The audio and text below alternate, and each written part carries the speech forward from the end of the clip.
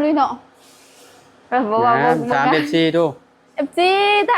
ถามแน่งามบ่เฮือนนอกแต่ก็งามก็ตอบว่าคอมเมนต์ว่างามเด้อถ้าบ่งามก็คอมเมนต์ว่าบ่งามเด้อ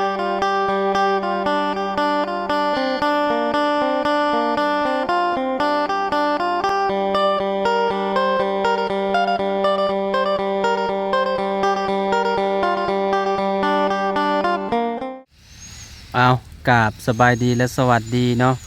พ่อแม่พี่น้อง FC เบิดสุขูสู่คนเนาะบ่ว่าสิอยู่ในและก็ต่างประเทศพี่น้องมาพบมาพอกันคือเก่าคือเดิมพี่น้องเนาะอยู่ที่เฮือนน้องล่าเด้อบัดนี้เด้อนะพี่น้องสิมาอัปเดตเฮือนน้องล่าให้เบิ่งนำกันพี่น้องเนาะว่าไปฮอดไสแล้วพี่น้องหลังจากที่เมื่อวานนี่เนาะถ่ายให้ FC เบิ่งเนาะประตูเริ่มเรา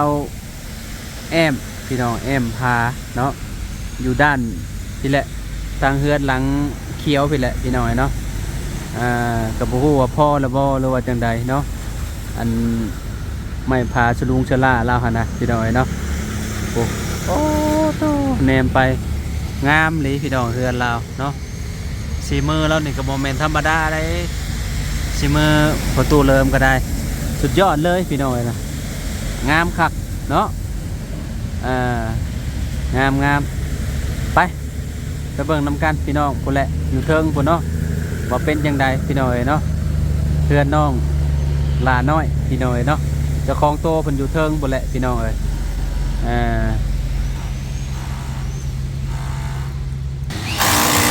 พี่น้องเนาะ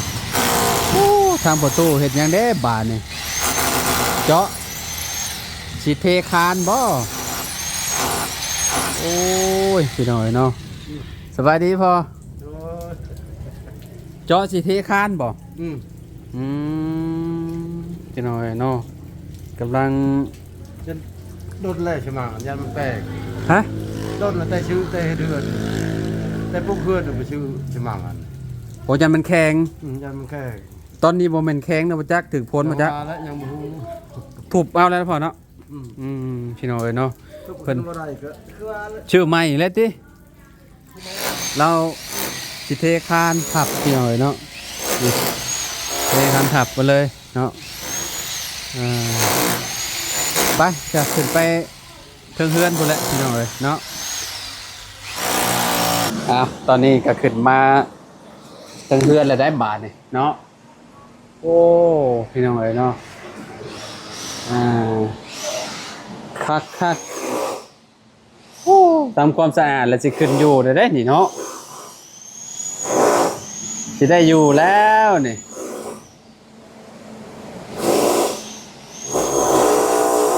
ฝนตกพี่น้องเนาะแบบว่าโดยสบายดีเด้อเนาะยังสิขึ้นอยู่แล้วบ่ยังทำความสะอาดไปก่อนว่าสิท่านพระเจ้าเห็นยังก็พ่อไม่เพชรลาเลยก็พ่อไม่เพชรลาว่าสิยังคนตกเดี๋ยวว่าสิซื้อแล้วว่าสิทู่เมียนนี่เด้ยังบ่ทันขึ้นแต่ว่าทู่ย่านเฮือนมันเปื้อนเลยยันเฮือนเป็นยังย่านมันเปื้อนแต่ว่าสิทูเมียนแม่นบ่ได้หัวเนาะล่ะเนาะเฮือนจ้ะเนาะบ่ได้หัวเลยเนาะพักอันนี้บ่ได้หัวเลยเนาะผ่านอยู่ติดเพดานได้อยู่ล่ะเลยเพราะว่าเฮือนนี่คะแนนมาติดเพดานนี่เฮือนบ่หัวมันก็สิโอเคนะคะแนนเฮือนอยู่เฮาติดเพดานมันก็ยากเนาะอันนี้เฮือนประตูเริ่มนี่ถือว่าเราเฮ็ดผ่านอยู่หลังคา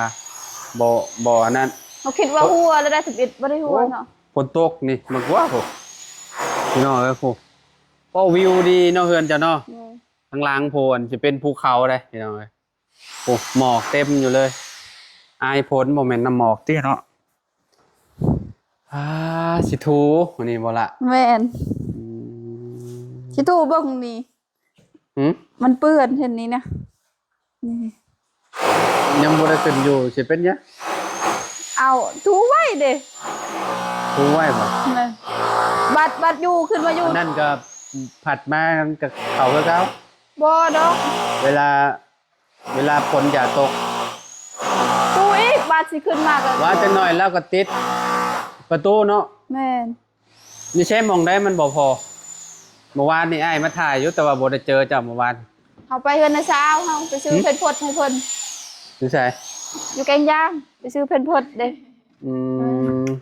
ยัง ไปแกงย่างบ่ แม่น โอ้หนูลาสบายดี มาทูเฮือนบ่ โดย อ้าวทูให้มันสะอาดเนาะ โดย จะไปแกงย่างเมื่อวานนี่เนาะ แม่น พอดีอ้ายมาอยู่เมื่อวานนี่มาแล้วมาเห็นประตูเราอันนี้อยู่เราใส่ไม้พาชลาอยู่เราว่าบ่พอแล้วว่ะ แม่น บ่พอก็สิมองนี่แหล้วนี่เนาะแม่นบ่ ประมาณจักตะจักแผ่นบ่พอบ่ยังตัวด้านไหนนึง เดินมุมนั่นอีกบ่ห้องนั่นน่ะ อืม ห้องนั่นก็ยังบ่พอพี่น้องเอ้ยเนาะห้องนี้เนี่ย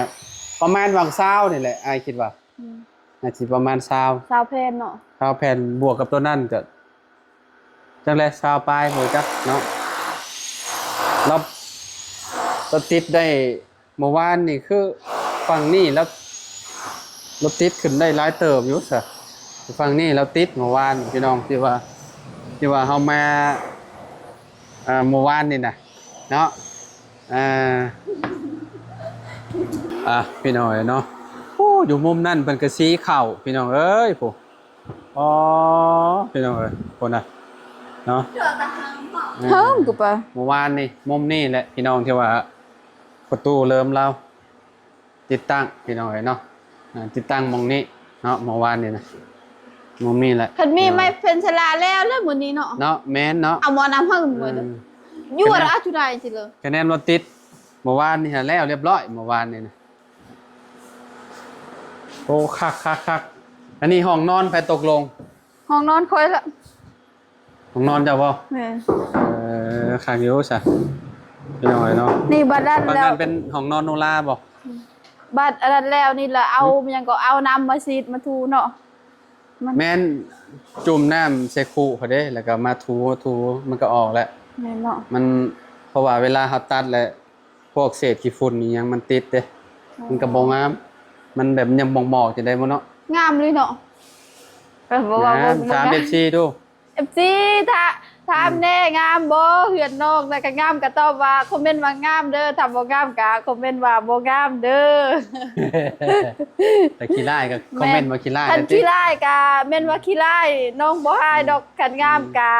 น้องว่างามเด้องามคนหรืองามเพื่อน เพื่อนนั่นแหละงามเนาะพี่น้องเอ้ย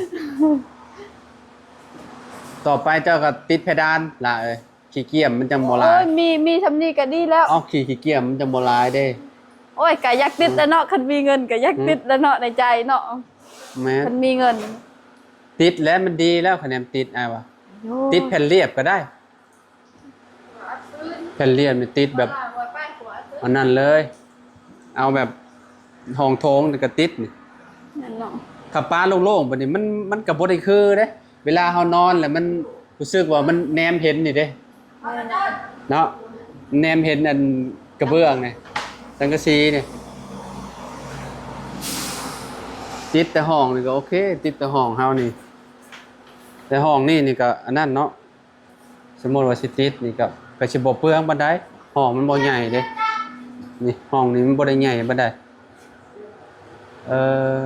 พี่น้องเอ้ยพอดีห้องนี่เนาะ แม่น แต่ว่าเวลาใส่เครื่องใส่หยังนี่มันก็อยากอันนั้นเนาะล่ะเนาะ แม่น มันบ่ใหญ่เด้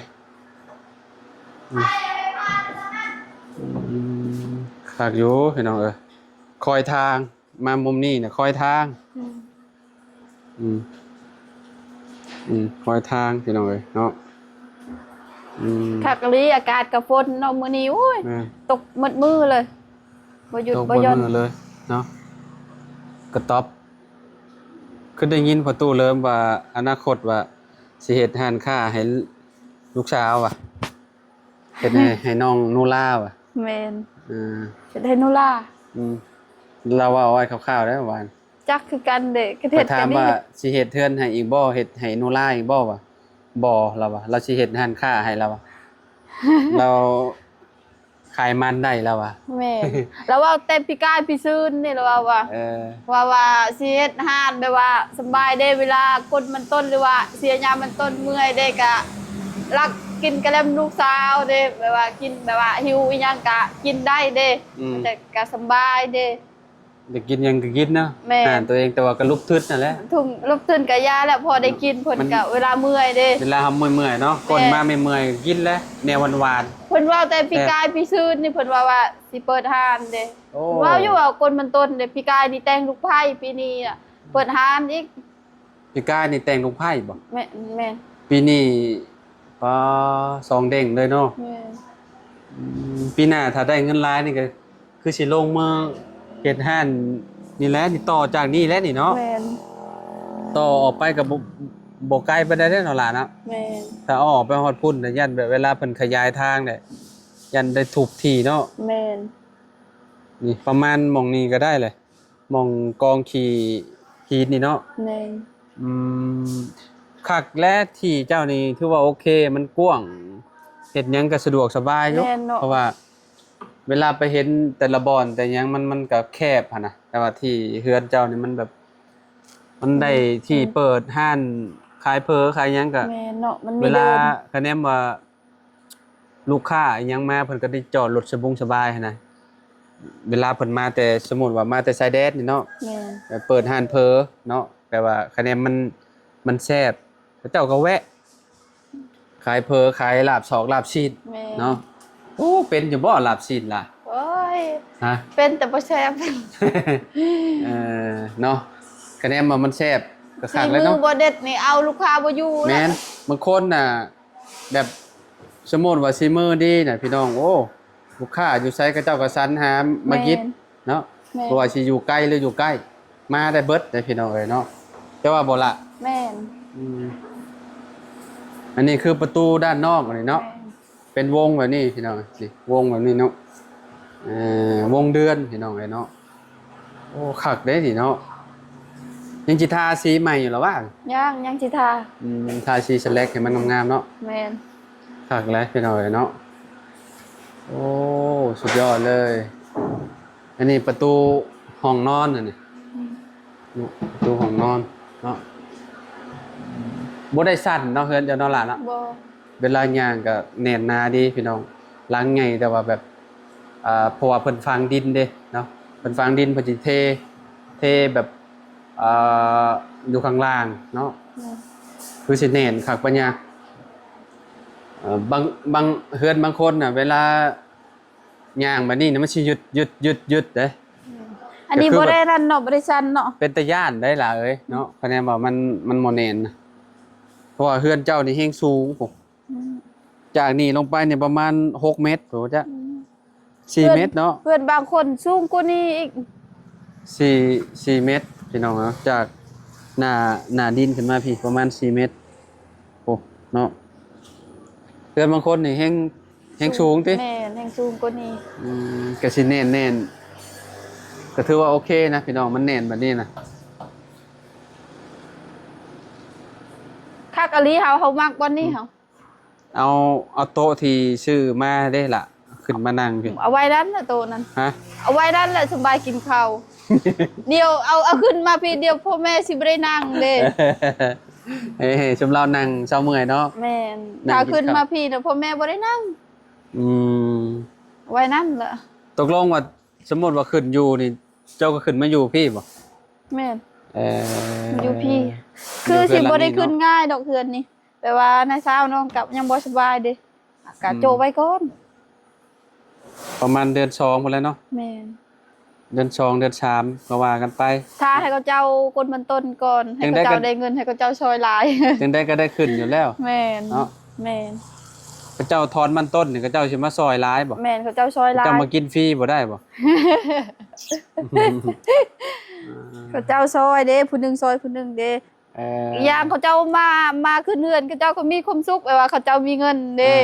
เอาไปใส่เฮามีเงินเฮาก็มีความสุขเมื่อวานนี่เจ้าจะไปเฮือนน้องสอนเมื่อวานนี่เอาออกบันดงดิดว่าชวนน้องน้ำออกบันดงล่ะไปซื้อของกินเด้แล้ววันนั้นนะเห็นคล้ายๆคือคนในคลิปเห็นเขาเจ้าน้องหัวเด้ก็เลยเขามาเบิ่งก่อนแล้วก็ทักทายแล้วก็เข้ากันดี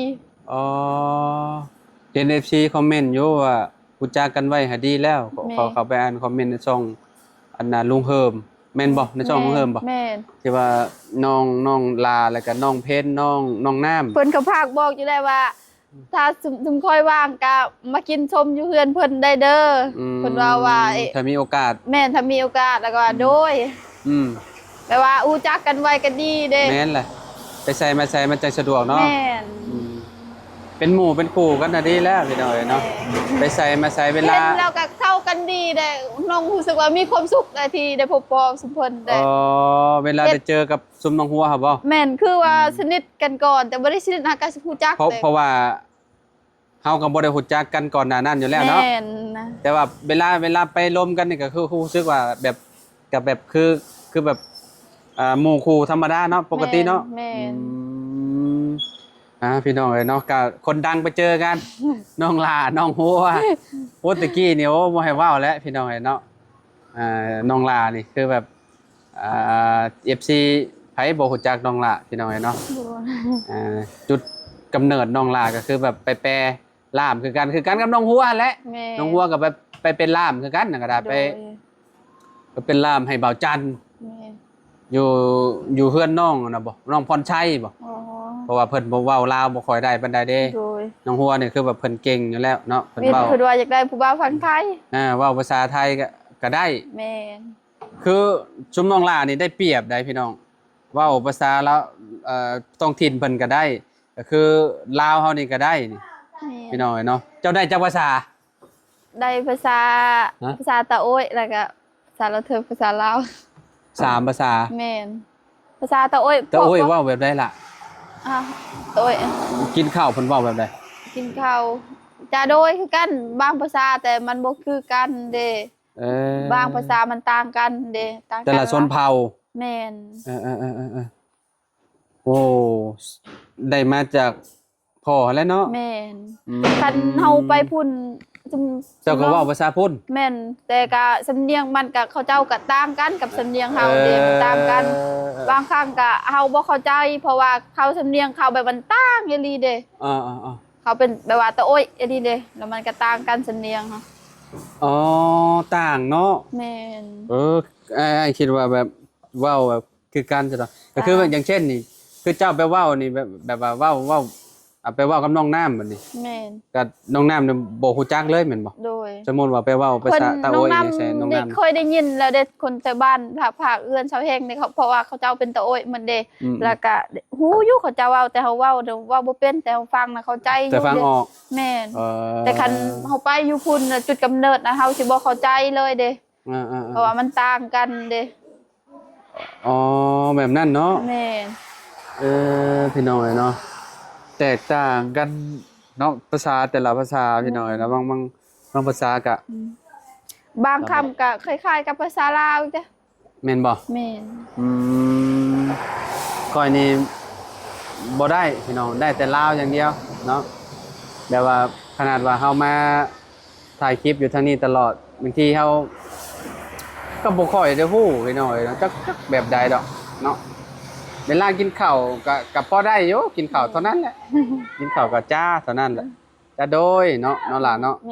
จ้าโดยแล้วก็มันเป็นพวกหน่อไม้นี่ก็ได้อยู่น้อยนึงเนาะ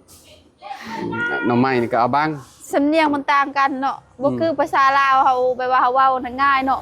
ภาษาเราเทิงนี่ยากง่ายที่สุดภาษาลาวฮะแม่น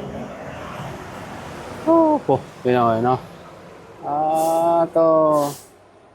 จะไปแล้วชุมน้องกันแนวนี้แหละกับนาสาวแต่เก่านะไปซื้อกล้วยได้ไปขึ้นกล้วยเต็มรถนี่แม่นบ่แม่แบบเจ้าก็เคยไปบ่ขึ้นกล้วยแม่แบบชุมนี่แหละชุมน้องไปซื้อน้ำเดียวเด้กับข้าวเจ้าเด้ทางไปทางเดียวเด้เห็นข้าวเจ้าแล้วก็คิดฮอดนาสาวโอ้เฮ็ดฮอดซื้อกอกซื้อกล้วยบ่เจ้าแม่เขาให้เฮามื้อละแสนมื้อละแสนก็ดีใจแล้วก็ให้มื้อละแสนก็ดีใจคนใจคักแล้วมื้อละแสนก็สิได้เด้ก็สิได้มื้อละแสนก็บ่แม่นเรื่องง่ายเด้แม่นมิดดาวเอาไล่กล้วยนะเฮาไล่บ่เป็นในทบิดนั่นเด้เฮาเข้าโรงเรียนแต่ว่าโลเท่าใดโลบางครั้ง1,000ปลาย 2,000 3,000 4,000 5,000ทบิดน่ะเฮาไล่บ่เป็นอันนี้เป็นต้นเฮาก็ไล่เป็นหมดเฮาแบบว่าลบออกเด้ลบออกก็เป็นหมดเด้ 10 โลตัวโลหนึ่งคันต้นหนึ่งก็ อืม หลายโลอยู่ อืม แต่เก่านะบ่เป็นต้นนี้นะเป็น อืม แต่บ่ได้ซื้อนี่ก็เกือบสิลืมแล้วไม่ได้เอาละ ลืมแล้วติ แม่น ไปถ้าพี่น้องเนาะอยู่ดีมีแฮงบ่ทุกผู้ทุกคนเนาะอัปเดตเพื่อนน้องล่ะให้เบิ่งนํกันตอนนี้ก็ได้80%แหละพี่น้องเนาะก็ยังขาดอยู่เล็กน้อยเนาะเรื่องพาเรื่องหยังหั่นแหละพี่น้องเนาะเดี๋ยวประตูเริ่มแล้วก็ฝนตกเช้าแล้วกันนะสิไปซื้อเนาะพี่น้องอันนี้บ่ได้แอมบ่ซะปลาไปนี่เลยบ่เนาะ แม่นปลาอันนั้นเลย โอ้คิดว่าแอมขึ้นอีกเนาะ บ่ บ่ ได้ แอมเนาะ แอม ปลาเลยเนาะ โดย เอาไว้พ่อกันใหม่พี่น้องขอบคุณหลายๆเด้อพี่น้องเด้อเนาะสบายดีเด้อพี่น้องพ่อกันใหม่